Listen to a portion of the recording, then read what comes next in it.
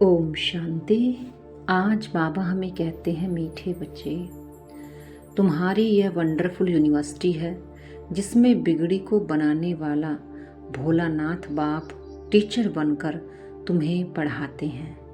बाप हमें टीचर के रूप में भोलानाथ बनकर पढ़ाते हैं।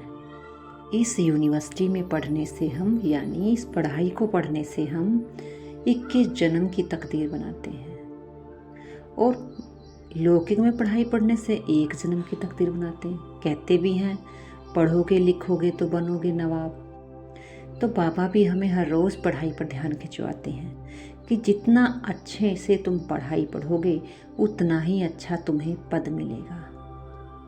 और पढ़ाई को पढ़ना ही नहीं है, पढ़ाई को पढ़कर स्मृति में रखना है, क्योंकि इस पढ़ाई के भी पेपर होते हैं, जिस पेपर में हमें इस पढ़ाई को दिखाना भी होता है। असल में तो इस पढ़ाई को सहज बता देते हैं, लेकिन ये पढ़ाई सबसे मुश्किल है, क्योंकि यहाँ हर घड़ी हमारे पेपर रहते हैं। मनसा के द्वारा पेपर आ रहे हैं, कभी दृष्टि के द्वारा आ रहे हैं, कभी वाचा के द्वारा, कभी कर्मणा के द्वारा।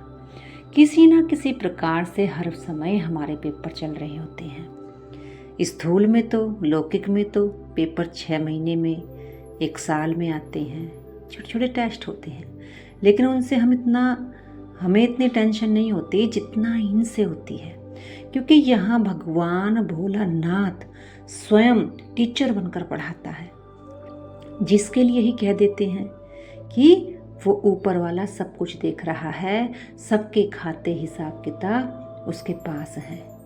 इस पढ़ाई में हम तभी आगे जा सकते हैं जब बाप को और अपने को याद रखेंगे। आगे बाबा कहते हैं, इस कयामत के समय में तुम बच्चे सभी को कौन सा लक्ष्य देते हो? हे आत्माओं, अब पावन बनो। पावन बनने बिगर वापस जा नहीं सकते। आधा कल्प का जो रोग लगा हुआ है उससे मुक्त होने के लिए तुम सबको 7 रोज भट्ठी में बिठाते हो।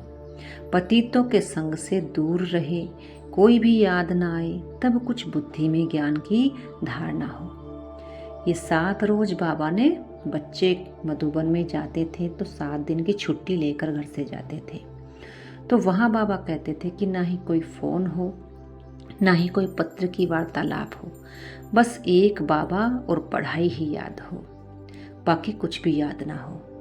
तभी इस पढ़ाई का बुद्धि में कुछ बैठता है, धारणा आती है, समझ आती है। लेकिन जब हम किसी नए को लेकर आते हैं तो उन्हें हम सेंटर्स पर ही लेकर आ सकते हैं। 1 घंटा या 2 घंटा इस पढ़ाई को, इस कोर्स को करते हैं, फिर से अपने परिवार में चले जाते हैं, क्योंकि वो पहले का समय था जब 7-7 दिन तक नयों को भी बिठा दिया जाता था। लेकिन अब ऐसा नहीं है। अब तो इस कोर्स को दीदियाँ गांव में जा कर के भी सिखलाती हैं, और वहाँ तो कोई 7 रोज की भट्ठी होती नहीं, क्योंकि जैसा समय आ रहा है वैसा ही परिचय दिया जा रहा है। क्योंकि बाबा को भी पता है अब इतना पुरुषार्थ कोई कर नहीं सकता, इसीलिए इसको सहज राजयोग कहा गया है। इसके लिए कुछ भी छोड़ने की आवश्यकता नहीं है, ना ही कोई वस्त्र त्यागने की आवश्यकता है, ना ही घर, ना ही जंगल में जाने की आवश्यकता है। सहज ही चलते फिरते अपने को आत्मा समझकर बाबा को याद करना है। बोलने में तो सहज लगता है, लेकिन जिसको भी तपस्या करनी है, ऊंचा जाना है, तो उसको 7 रोज भट्ठी में बैठना ही होगा। और जिसे बस बाबा का परिचय मिल गया, ज्ञान समझ में आ गया, उसके लिए तो जैसे चलते फिरते याद करो। लेकिन तपस्या के लिए समय निकालना पड़ता है, इसीलिए त्याग में ही भाग्य समाया होता है। जितना जीवन में त्याग होगा, आलस्य का त्याग, अलबेलेपन का त्याग, आकर्षण का त्याग, उतना ही भाग्य हमारा उदय होना शुरू हो जाएगा। और हमें ये पढ़ाई तो हर पल याद होनी चाहिए कि मैं कौन, मेरा कौन, और अब मुझे कौन से कर्तव्य करने हैं। बाबा ने ये तीनों परिचय हमें दिए हैं कि बच्चे, तुम आत्मा हो और मैं तुम्हारा पिता हूँ, और अब तुम्हें वही कर्तव्य करने हैं जो श्रेष्ठ ऊंचे देवताओं के कर्तव्य हैं। सबको सुख देना है और सबसे सुख लेना है। कई बार हम कर्म करते हुए देहधारियों के बीच आते हुए हम सबको सुखी नहीं कर सकते, और ना ही सबसे सुख लेना वो हमारे हाथ में है। लेकिन कोई हमारे कर्म से सुखी हो रहा है या नहीं, वो उसकी बुद्धि, उसके विचारों पर निर्भर करता है, क्योंकि हर एक की बुद्धि अलग अलग गाई हुई है। अब मेरी सुनाई हुई या कही हुई बात उसको उसकी बुद्धि के स्तर पर ही समझ में आएगी। क्या पता वो उसको जैसे मैंने समझ करके बोला है वो उसे समझ ना आए, तो इसका मतलब तो ये है कि उसने मेरी कही हुई बात से दुख उठा लिया।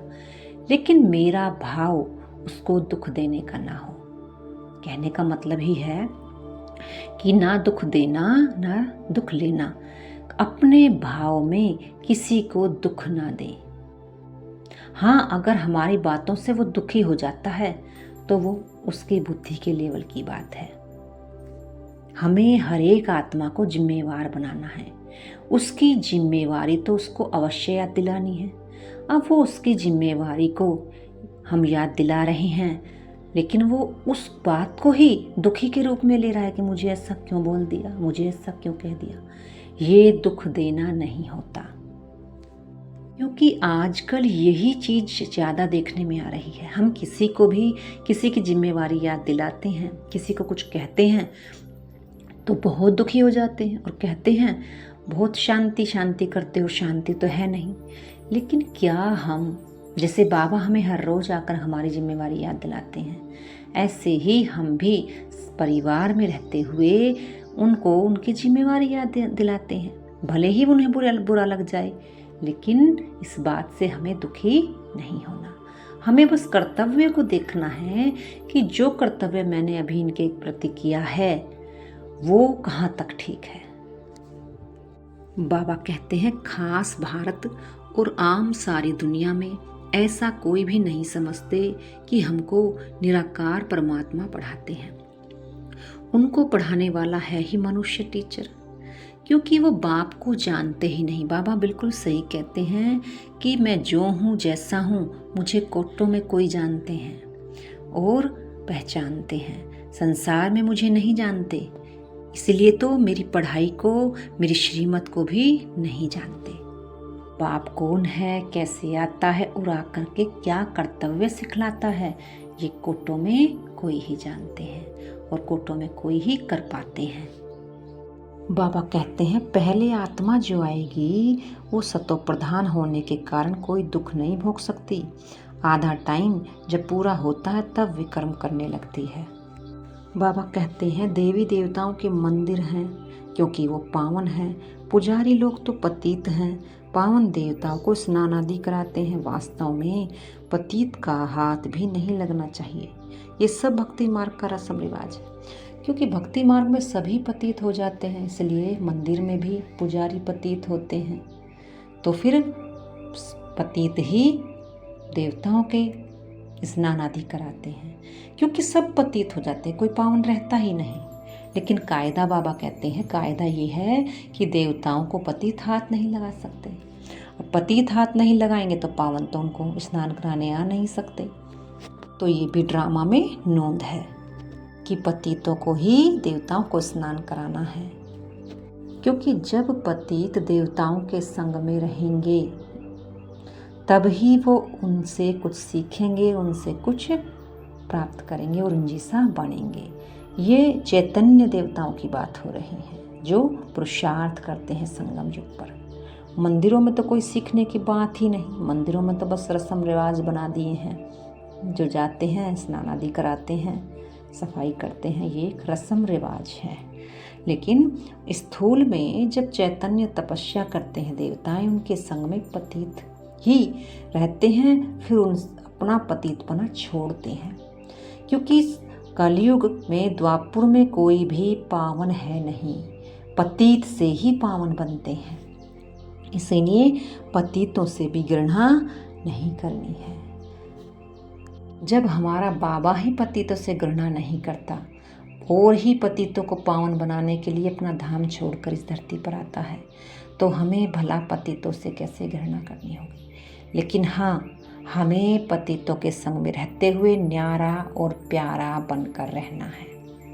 इसी पुरुषार्थ में मेहनत करनी है, क्योंकि बिना मेहनत के पुरुषार्थ हो नहीं सकता। मेहनत चाहिए। धारणा के बिंदु हैं, किसी भी बात की डिबेट में अपना टाइम वेस्ट नहीं करना। व्यर्थ की बातों में बुद्धि जास्ती न जाए। जितना हो सके याद की यात्रा से विक्रम विनाश करने हैं। आत्म अभिमानी रहने की आदत डालनी है। दूसरी पॉइंट, इस पुरानी दुनिया से अपना मुंह फेर लेना है। शांति धाम और सुख धाम को याद करना है। नया मकान बन रहा है तो पुराने से दिल हटा लेनी है। वरदान है, ईश्वरीय कुल की स्मृति द्वारा माया का सामना करने वाले सदा समर्थ स्वरूप भव। किसी भी कार्य में सफलता प्राप्त करनी है तो पहले स्मृति द्वारा सामर्थ्य स्वरूप बनो। सामर्थ्य आने से माया का सामना करना सहज हो जाएगा। जैसी स्मृति होती है वैसा स्वरूप बन जाता है। इसलिए सदा पावरफुल स्मृति रहे कि जब यह ईश्वरीय जन्म है तब तक हर सेकंड, हर संकल्प, हर कार्य ईश्वरीय सेवा पर हूँ। हमारा यह ईश्वरीय कुल है। यह स्मृति की सीट सर्व कमजोरियों को समाप्त कर देगी। स्लोगन है, सत्य समय प्रमाण स्वयं सिद्ध होता है, उसे सिद्ध करने की आवश्यकता नहीं। अच्छा, ओम शांति।